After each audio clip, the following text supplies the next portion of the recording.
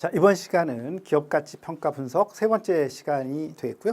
출제 예상 문제부터 보도록 하겠습니다.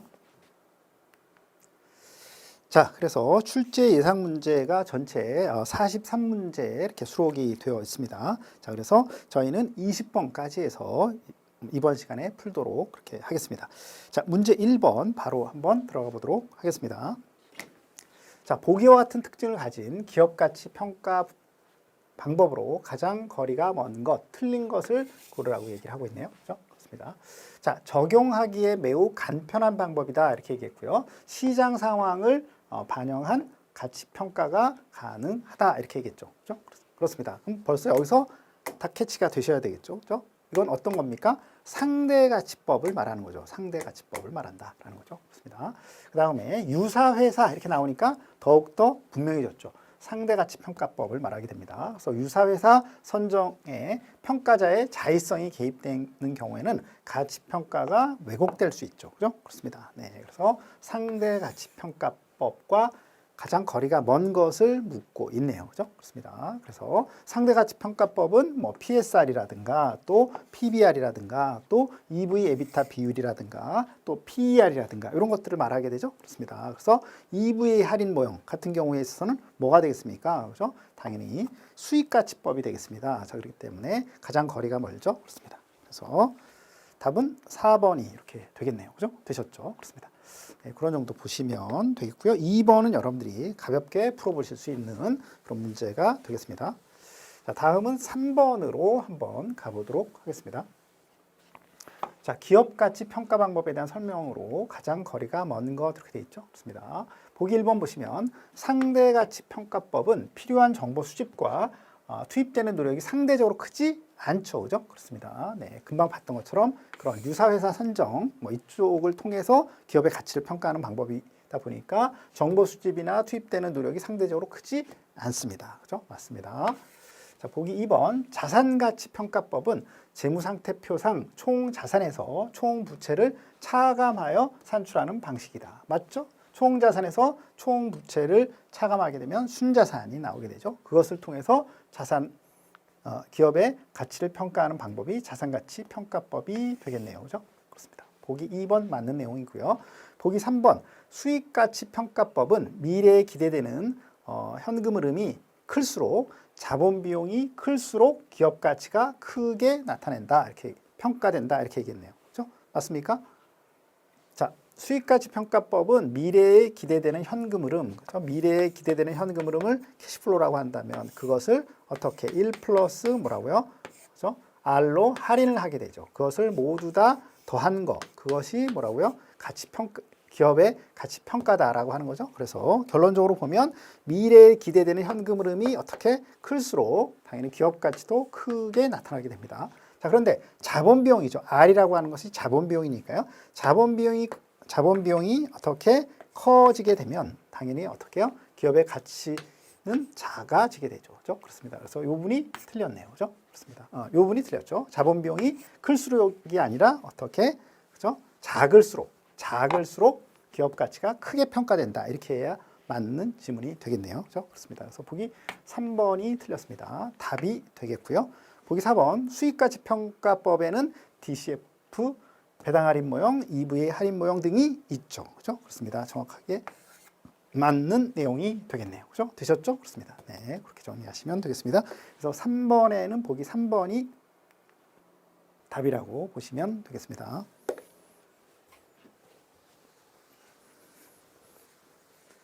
어렵지 않으시죠? 그렇습니다. 네. 자, 3번 보셨고요. 그 다음에 4번을 한번 보겠습니다. 4번. 보겠습니다. 4번을 보시면, 자, 보기의 자료를 이용해서 계산한 해커스의 PER를 구하라고 얘기를 하고 있네요. 그렇죠? 그렇습니다. 가장 기본이 되는 문제죠. 그렇습니다. PER이라고 하는 것은 당연히, 그렇죠? 주가 나누기 뭐라고요? 한 주당 순이익이 되겠죠. 그죠? 그렇습니다. 자, 그러면 이걸 구하시면 되겠습니다. 봤더니 지금 주가는 주어졌네요. 그죠?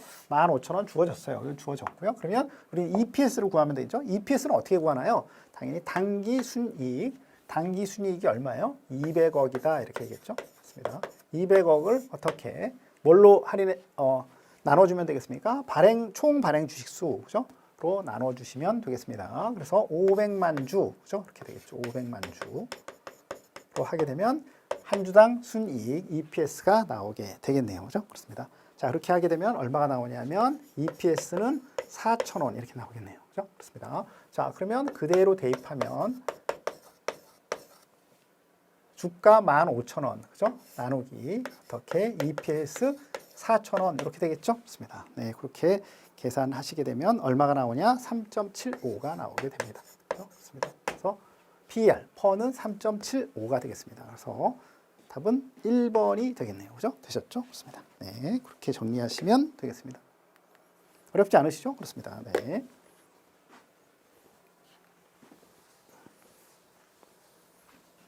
자, 이렇게 풀어보시면 되겠고요.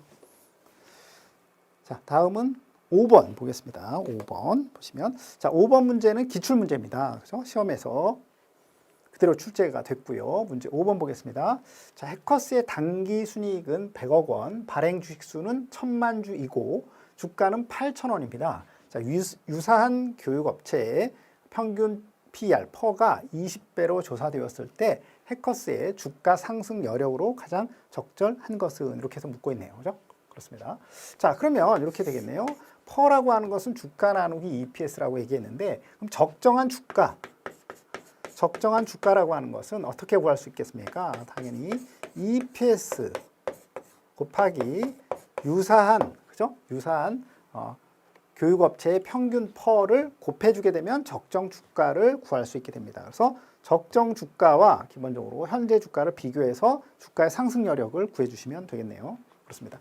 자, 그러면 일단 뭘 구할 수 있습니까? EPS를 구해 주셔야 되겠죠. 그래서 단기 순이익이 얼마라고 했겠어요? 100억이다 이렇게 얘기했고요. 그런 상태에서 발행 주식 수는 1000만 주다, 그죠? 이렇게 얘기했죠. 그렇습니다.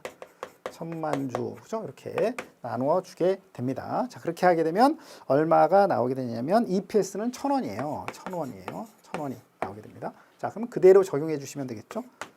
EPS가 1000원입니다. 거기에다가 유사 교육업체의 평균 PER, 퍼가 20배다라는 거예요. 20배다라는 거죠. 그렇습니다. 그러면 적정한 주가는 얼마가 되겠습니까? 당연히 2만 원이 되겠습니다. 2만 원이 되겠고요. 자, 그럼 우리가 구하려고 하는 건 뭐예요? 그렇죠?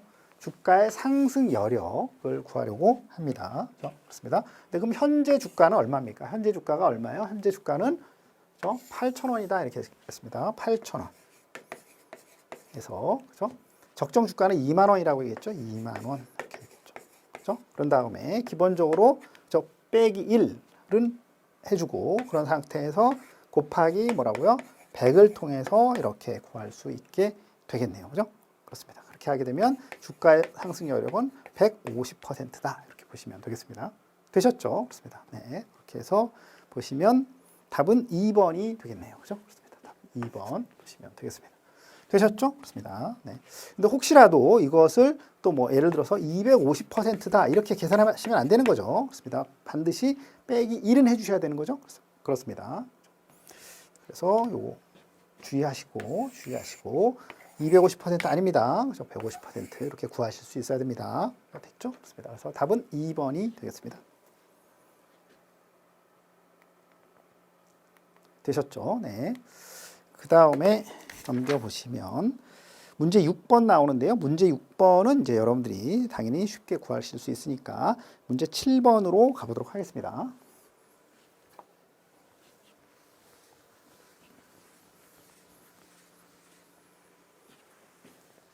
자, 문제 7번을 한번 보겠습니다.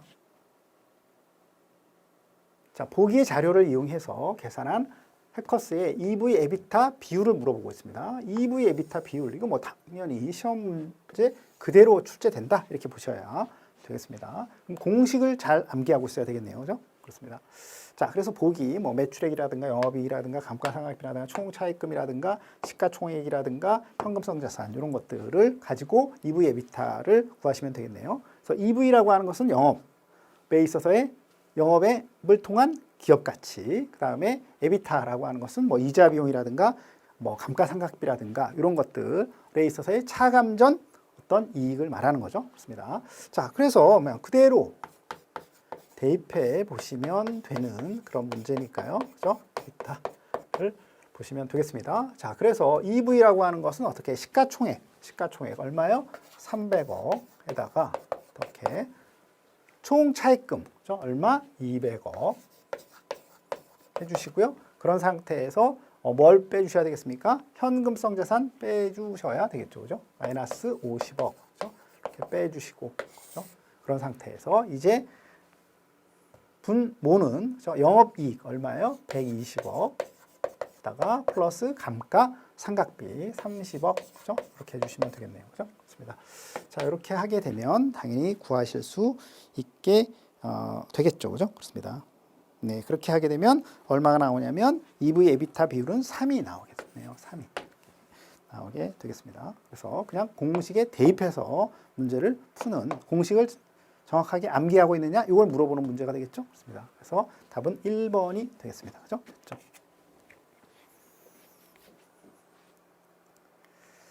그래서 답은 1번입니다. 그래서 반드시 이런 문제들은 쉽게 그죠? 골라내서 구하실 수 있어야 되겠습니다. 자, 7번 봤고요. 그런 다음에 8번도 한번 보겠습니다. 8번.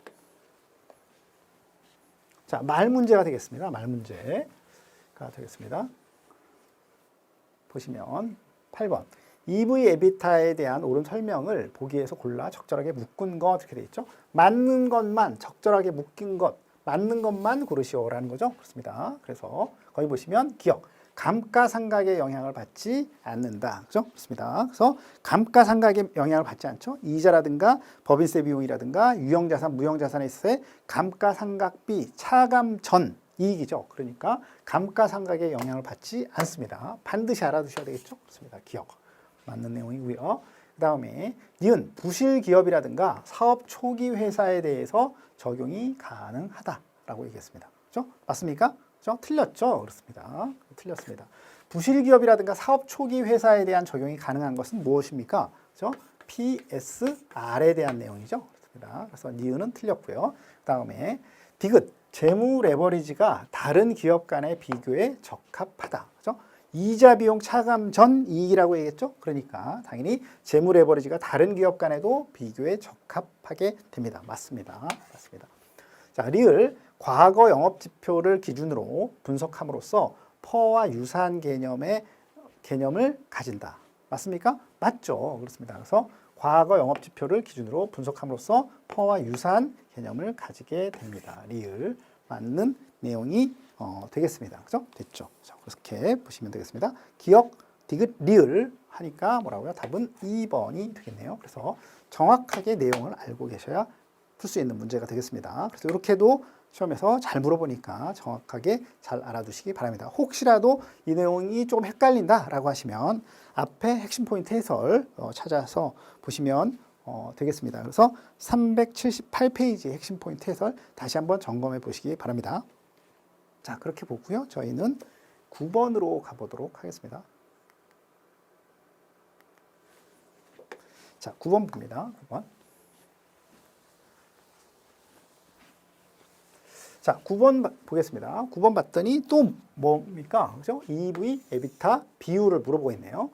그래서 보기 자료를 이용해서 계산을 해 보시면 되겠습니다. 자, 이번에는 보기가 조금 달라졌네요. 그죠? 그렇습니다. 그래서 매출액, 자기자본, 감가상각비, 총차입금, 영업이익, 현금성 자산, 어떻게 법인세, 주가, 당기순이익, 발행 주식수, 이런 식으로 바뀌었다라고 보시면 되겠습니다. 자, 그런데 공식 그대로 대입해 주시면 되겠죠. EV 나누기 에비타인데, 자, 그러면 한번 계산해 봅니다. 자, 이건 지워버릴게요. 여기다 하면 되겠네요.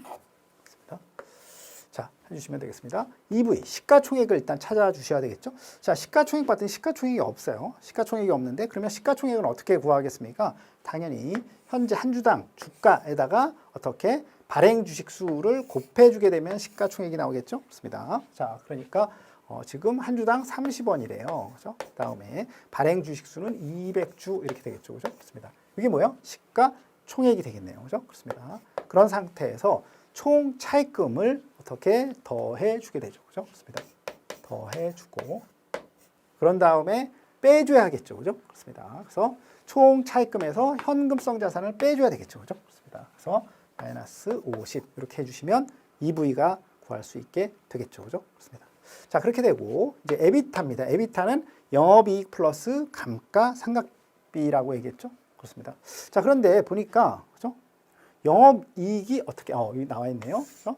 1,200원 이렇게 나와 있고요. 그다음에 감가상각비가 160원 여기 있네요. 그죠? 160원. 이렇게 해서 구해주시면 되겠네요. EV 에비타 비율. 자, 그래서 이렇게 해서 지금 9번 해서 구해보면 얼마가 나오느냐? 그죠? 5가 나오게 됩니다. 5가 나오게 되죠. 그렇습니다. 그래서 5가 나오게 됩니다. 5가. 그래서 답은 1번이 되겠죠. 그래서 그렇습니다. 네, 그렇게 해서 풀어주시면 되는 문제가 되겠습니다. 답은 1번이죠. 그렇습니다. 답은 1번이 되겠네요. 그죠? 그래서 여기서는 어떤 걸 가지고 살짝 바꿨습니까? 여기서는 이 내용을 갖고 바꿨죠. 그렇습니다. 그래서 시가총액을 안 주고 어떻게 주가와 발행 주식 수를 줌으로 인해서 시가총액 구할 수 있는지 이렇게 해서 살짝 변형된 문제라고 생각하시면 되겠습니다. 자, 다음은 10번 문제 계속 보도록 하겠습니다.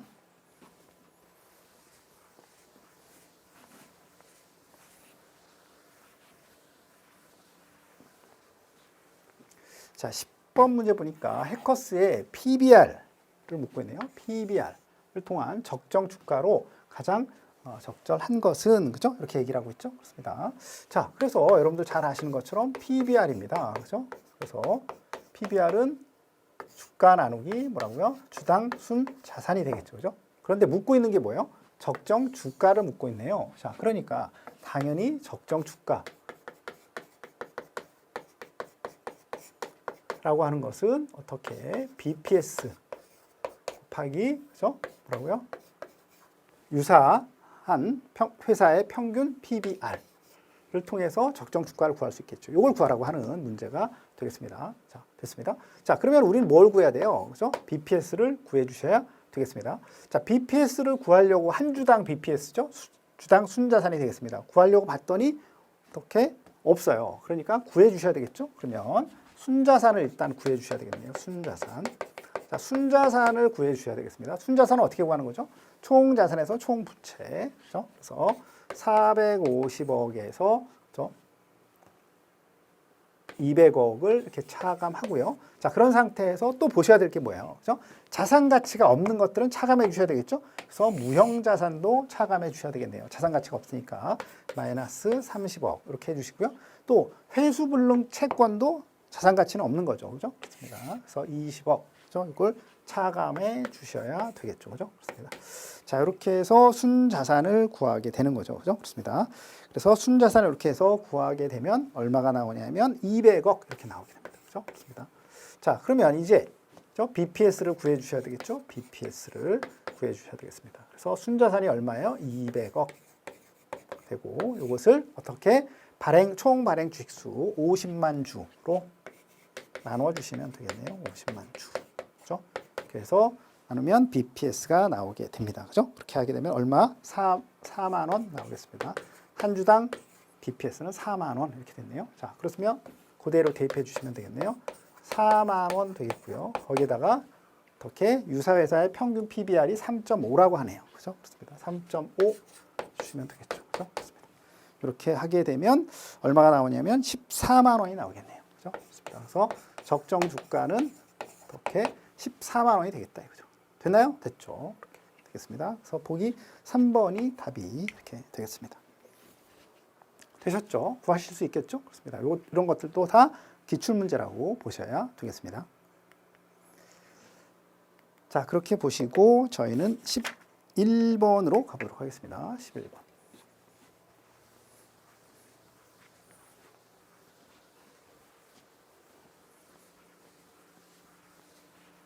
자, 11번 보겠습니다.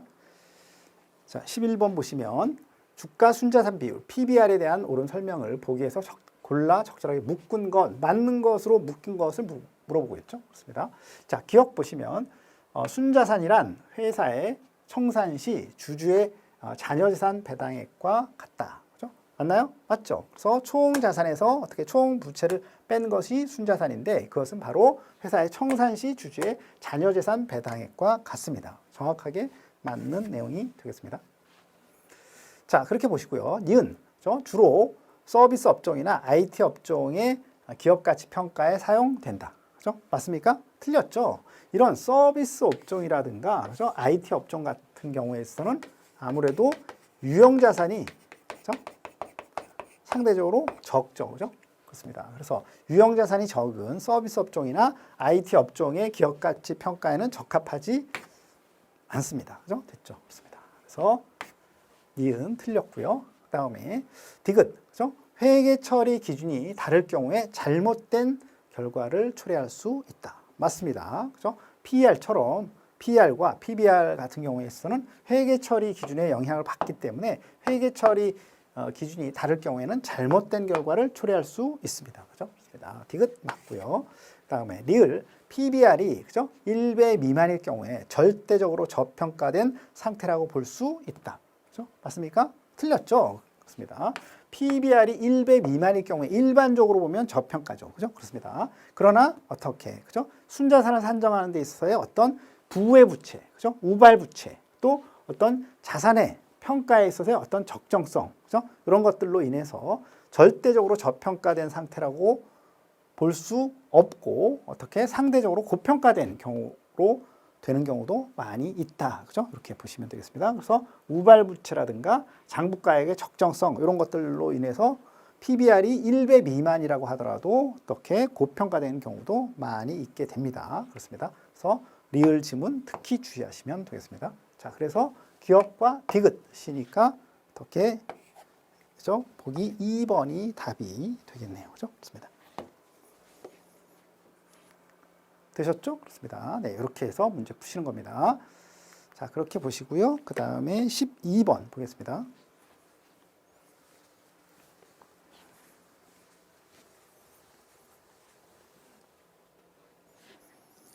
자, 12번 보겠습니다. 자, 보기의 자료를 이용해서 계산한 해커스의 PSR 물어보고 있네요. PSR. 그죠? 그렇습니다. 자, PSR은 여러분들이 잘 아시는 것처럼, 그죠? 당연히 주가 나누기, 그죠? 주당 매출액을 말하는 거죠. 그렇습니다. 매출액을 통해서 PSR을 구하게 되는 거죠. 그렇습니다. 자, 그러면 보니까 여기 주가가 그냥 주어졌네요. 24,000원 주어졌어요. 그러면 뭐예요? 주당 매출액만 구해주시면 되겠네요. 자, 그러면 주당 매출액은 어떻게 되겠습니까? 그죠? 당연히 그죠? 매출액이 얼마예요? 300억이죠. 300억 나누기 주당이니까 총 발행 주식 수 이렇게 되겠죠. 100만 주가 되겠네요. 100만 주. 100만 주 이렇게 하게 되면 한 주당 매출액이 나오게 되겠죠. 그죠? 그렇습니다. 네, 그렇게 하게 되면 얼마가 나오냐? 3만 원이 되겠습니다. 3만 원. 그렇죠? 자, 그러면 주가는 얼마라고 얘기했어요? 그죠?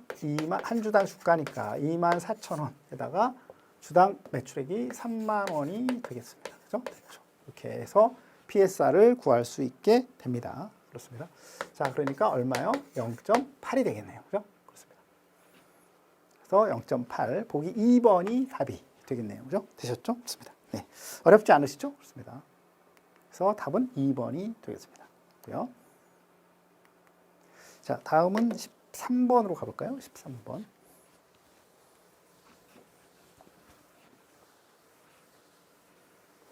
자, 13번 보겠습니다. 상대가치평가법 중 적자기업이라든가 적자기업, 그죠? 또 사업 초기 회사, 그죠? 벤처기업, 그죠? 이런 경우에 있어서의 기업의 가치평가에 적합한 방법으로 가장 적절한 것은 이렇게 돼 있죠. 앞에서도 잠깐 나왔었죠. 적자기업, 사업 초기 회사 이런 경우에 있어서는 어떤 걸 적용하는 것이 적합하겠다. 뭐라고요? PSR이 되겠죠. 그죠? PSR. 그죠? 매출액이라고 하는 것은 그죠? 아무리 적자기업이든 사업 초기 회사든 초기 형태의 벤처기업이든 매출은 일정 정도 나오게 되죠. 그죠? 그렇습니다. 그렇기 때문에 PSR을 통해서 기업의 가치를 평가하는 것이 적합하다라는 거죠. 그렇습니다. 그래서 반드시 알아두셔야 될 내용이 되겠습니다. 자, 그렇게 보시면 되겠습니다. 답은 3번이 되겠네요. 자, 그렇게 보시고요. 그 다음에 문제 14번 보시면 상대가치평가법에 대한 설명으로 가장 거리가 먼 것 이렇게 물어보고 있죠. 그래서 이것은 그냥 가볍게 여러분들이 풀어보실 수 있는 문제가 되니까 넘어가도록 하겠습니다. 자, 그렇게 보시고 그다음에 저희는 문제 15번, 16번 연결해서 보도록 하겠습니다. 자, 해커스의 다음 자료를 이용해서 질문에 답하시오. 그렇죠? 이렇게 되어 있고요. 그런 상태에서 보시면 문제 15번 해커스의 영업 투하 자본 묻고 있고요. 그다음에 16번 해커스의 총 투자 금액 묻고 있네요. 그렇죠? 그렇습니다. 네, 그래서 보도록 합니다. 일단 15번 영업 투하 자본을 구해 보도록 합니다. 그렇죠? 그렇습니다. 우리가 다 해봤죠. 지난 시간에. 자, 영업 투하 자본이다 이렇게 했죠. 자본이다. 그죠? 그러면 당연히 자산에서 부채를 뺀 것이다. 그죠? 이렇게 얘기했죠. 그렇습니다. 당연히 영업 관련 보시면 되겠습니다. 자, 그러면 당연히 영업 관련 유동자산 플러스 영업 관련 비유동자산 그런 다음에 마이너스 영업 부채를 해주게 되면 영업 투하 자본을 구할 수 있게 되겠죠. 자, 매출 채권 영업 관련 유동자산이 되겠죠. 그죠? 그렇습니다. 그런 다음에 재고 자산, 당연히 영업 관련 유동 자산 있고요.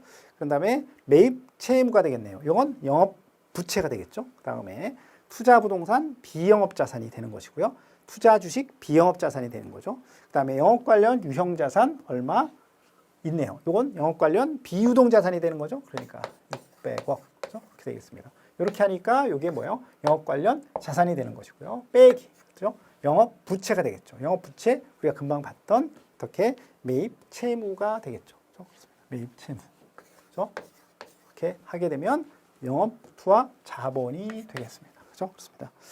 자, 그래서 이렇게 계산하게 되면 얼마? 1,100억이 되겠네요.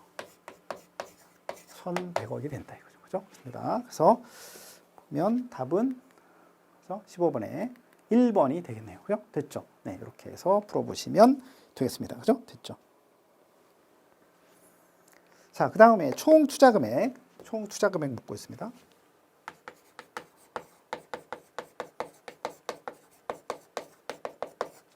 총 투자 금액이에요. 총 투자 금액은 어떻게? 당연히 영업 투하 자본. 에다가 플러스 뭐라고요? 비영업 자산에 대한 투자를 말하는 거죠. 그렇습니다. 자, 그러니까 영업 투하 자본이 1,100억이에요. 그런 상태에서 비영업 자산을 구해주시면 되겠죠. 그래서 비영업 자산 어떻게 되겠습니까? 그죠? 투자 붙은 거. 그죠? 그래서 투자 부동산, 투자 주식, 그죠? 이런 것들이 비영업 자산이 되겠네요. 그죠? 그렇습니다. 그래서 150억. 다음에 또 50억. 그죠? 이렇게 해 주시면 되겠죠. 그렇죠? 그렇게 하게 되면 얼마가 나오냐면 1,300억 이렇게 나옵니다. 1,300억 이렇게 나오겠네요. 그렇죠? 그렇습니다. 그래서 16번 총 투자 금액은 1,300억 보기 2번이 답이 되겠네요. 그죠? 됐죠? 그렇습니다. 네, 그렇게 해서 정리하시면 되겠고요. 당연히 여기서 또 뭘 우리가 구할 수 있게 됩니까? 그죠? 총 자산을 혹시 구하라고 한다면 그죠? 그렇습니다. 그죠? 총 자산은 어떻게 구한다고 했죠? 총 투자 금액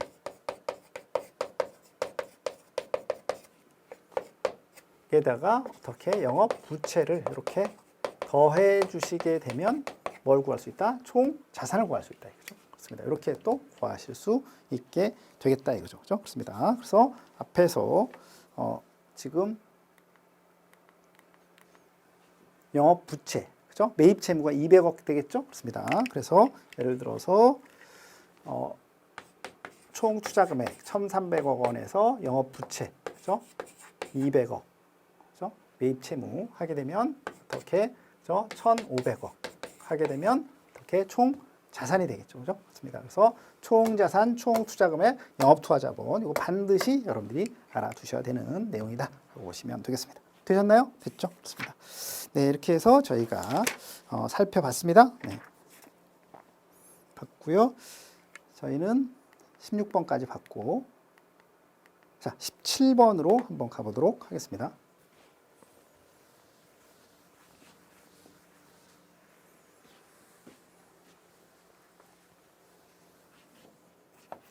자, 17번 보시면, 자, 우리 시험에서 이제 좀 특이한 것 중에 하나가 이렇게 직접적으로 공식을 알고 있느냐를 직접적으로 이렇게 물어보기도 한다는 거예요. 그렇기 때문에 공식에 대한 것들도 반드시 알아두셔야 되겠습니다. 그래서 문제 17번 보시면 기업 가치 평가를 계산하는 구성 요소로 가장 거리가 먼 것, 틀린 거를 고르래요. 그렇습니다. 자, 그래서 보기 1번 기업 가치라고 하는 것은 영업 가치 플러스 비영업 자산에 대한 가치를 더해주게 되면 기업 가치를 구한다. 맞나요? 정확하게 맞는 거죠? 그렇습니다. 네, 그렇게 보시고요. 그 다음에 보기 2번 총 투자 금액, 금방 했던 내용이네요. 그래서 총 투자 금액이라고 하는 것은 어떻게 주주나 채권자로부터 투자를 받아서 결론적으로 총 투자금을 가지고 영업 투하 자본에 당연히 투자하고 또 그걸 가지고 비영업 자산에 대한 투자를 하게 되죠. 그래서 이것을 더해 주시게 되면 총 투자 금액을 구할 수 있다. 맞죠? 그렇습니다. 자, 보기 3번. 그죠? 주주 가치라고 하는 것은 당연히 이렇게 구한 기업 가치에서 뭘 차감하게 되면 채권자 가치를 차감하게 되면 주주 가치가 되죠. 그렇습니다. 그래서 여기서의 채권자 가치라고 하는 건 뭐예요? 당연히 차입금의 가치를 말하는 거죠. 차입금의 가치를 말한다라는 거죠. 그렇습니다. 총 부채가 아닌 거죠. 그렇습니다. 네, 그래서 보기 3번도 정확하게 맞는 내용이고요. 보기 4번 총 자산은 영업 투하 자본, 그죠? 비영업 자산에 대한 투자. 여기까지가 총 투자 금액이잖아요. 그런 다음에 마이너스 영업 부채입니까? 틀렸죠. 그죠? 플러스 영업 부채를 하게 되면 총 자산이 나오는 거죠. 근데 여기서 마이너스라고 얘기했으니까 틀렸네요. 그죠? 그렇습니다. 그래서 이렇게 공식을 알고 있느냐를 직접적으로 공식 자체를 물어보기도 한다는 거예요. 그렇습니다. 그래서 정확하게 알고 계셔야 되겠습니다. 그래서 문제 17번은 보기 4번이 답이 되겠습니다. 되셨죠? 그렇습니다. 네. 이렇게 보시면 되겠습니다.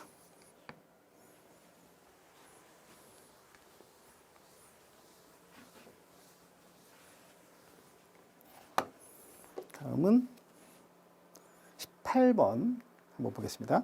18번. 네. 자, 보기의 자료를 이용해서 계산한 해커스의 세후 영업이익. 그죠? 우리가 이미 지난 시간에 해봤습니다. 그죠? 좋습니다.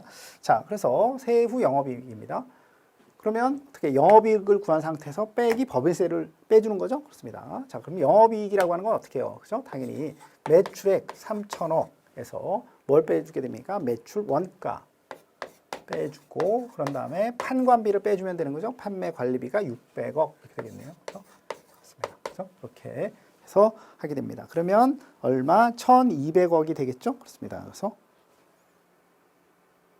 1,200억, 1,200억 이렇게 나오겠죠. 그래서 1,200억이 영업이익이고요. 그런 상태에서 어떻게 법인세율이 1-20% 해주시면 되겠죠. 1,200억 곱하기 어떻게 0.8 해주시면 바로 나오겠네요. 그죠? 그렇습니다. 자, 그렇게 해서 계산을 해보게 되면 얼마? 960억 이렇게 나오겠네요. 960, 그 다음에 억이라고 해주시면 되겠네요. 그래서 보기 3번이 답이 되겠네요. 그죠? 그렇습니다. 네, 이렇게 차근차근히 기본을 잘 다져주시면 되겠습니다. 그래서 답은 3번 이렇게 보시면 되겠습니다. 자, 그래서 우리가 앞에서 봤었던 어떤 재무제표론에 비해서 사실은 교재 분량은 적으면서도 불구하고 어떻게 집중적으로 학습을 해주시게 되면 동일한 10문제, 10문제씩 나오기 때문에 제가 보기에는 이쪽 기업가치 평가 분석 이쪽에 집중을 재무제표론이 많이 어려우시다고 좀 생각되는 분들은 기업가치 평가 분석에 좀 집중해 주시면 당연히 10문제 모두 맞출 수도 있습니다. 네, 그렇습니다. 그래서 여러분들이 당연히 합격이 목표이지 뭐 이 시험을 수석 합격한다. 그런 건 의미가 없는 거죠. 그죠? 그래서 무난하게 여러분들이 당연히 합격하시고 그런 상태에서 이제 실무를 열심히 하셔서 여러분들이 말 그대로 금융투자 분석사 유능한 가장 업계 최고의 어떤 애널리스트가 되시면 되는 거죠. 그죠? 그렇습니다. 네. 그렇게 보시면 되겠습니다. 자, 그래서 답은 3번이 되겠고요. 자, 그런 다음에 저희는 19번. 인데요. 20번인데 19번도 한번 풀어보도록 하겠습니다. 19번도 한번 보겠습니다. 19번 보시면 그죠? 보기의 자료를 이용해서 계산한 주 해커스의 추가 운전자본 투자 보겠습니다. 그렇습니다. 추가 운전자본 투자액을 구하라고 하고 있네요. 그죠? 그렇습니다. 그래서 이건 그냥 대입해서 푸는 겁니다. 운영자금이 필요하다고 했죠? 그렇습니다. 그래서 매출 채권의 증가에다가 어떻게 재고 자산의 증가를 이렇게 그죠? 더해 주시고 그런 다음에 매입 채무 증가분을 빼주면 구할 수 있는 거죠. 그죠? 그렇습니다. 네, 그러면 그대로 적용해 보면 됩니다. 자, 그러면 매출 채권의 증가분을 구하려고 한다면 단기말에서 전기말을 빼주면 되겠죠? 그렇습니다. 그래서 그대로 하면 매출 채권의 증가분을 구하려고 한다면 지금 단기가 얼마라고 했어요? 180억 원이라고 얘기했습니다. 빼기 뭐라고요? 전기 하면 120. 이렇게 하면 매출 채권의 증가가 되겠죠? 그렇습니다. 이렇게 해주시고 그 다음에 재고 자산 마찬가지입니다. 단기말이 얼마예요? 120 마이너스 뭐라고요? 전기말이 얼마라고 했어요? 70억 이렇게 해주시면 되겠죠. 그죠? 됐죠? 그 다음에 마이너스 매입 채무의 증가라고 얘기했습니다. 자, 단기말이 얼마예요? 90. 여기 주의하셔야 되겠네요. 90. 그 다음에 전기말이 130억 이렇게 되겠네요. 130억. 그래서 이렇게 되겠네요. 자, 그러니까 여기서는 90 마이너스 130억 하니까 마이너스 40이 되겠죠. 마이너스 40인데 마이너스니까 플러스가 되겠네요. 그렇습니다. 그래서 이것을 계산해 보시게 되면 얼마가 나오냐면 150억이 나오겠네요. 그렇죠? 150억 이렇게 나오겠네요. 그렇죠? 그래서 추가 운전자본 투자액은 150억이다라는 거죠. 그래서 특히 이 부분 주의하실 필요가 있겠죠. 그렇습니다. 이 부분 주의하실 필요가 있다. 그래서 답은 2번이 되겠습니다. 되셨죠? 어렵지 않으시죠? 그렇습니다. 자, 그렇게 보시고 문제 20번 볼까요? 문제 20번. 그래서 보겠습니다. 자, 잉여 현금 흐름 너무 중요하죠. FC, FF에 대한 설명으로 가장 거리가 먼 것은 이렇게 돼 있죠. 말 문제 보겠습니다. 자, 그래서 이 잉여 현금 흐름 FC, FF가 어떻게 음의 값일 경우에 투자자에게 환원해주는 현금을 의미한다. 다시 해서 어떤 채권자에게 원금과 이자를 지급하고 주주에게 배당금을 지급하는 이런 것들을 의미한다. 이렇게 얘기했습니다. 맞습니까? 틀렸죠. 그래서 FC, FF라고 하는 것은 기본적으로 보면